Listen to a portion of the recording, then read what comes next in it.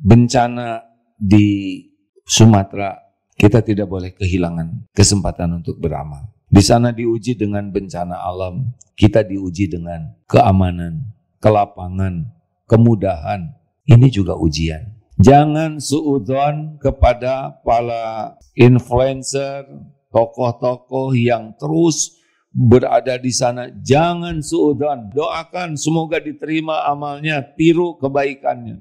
Jadi kalau saudara diuji oleh Allah dengan takdirnya terkenal, gunakan keterkenalannya itu untuk membuat orang ingat kepada bencana ini dan beramal. Kita jangan suudzon, tetapi yang sedang berjuang di sana, lakukan aja yang terbaik. Kalau ikhlas nanti Allah akan perlihatkan keikhlasannya. Kalau acting ya pura-pura cari muka, kelihatan kok yang acting. Tapi kita nggak usah pusing, kita nyumbang tidak ya.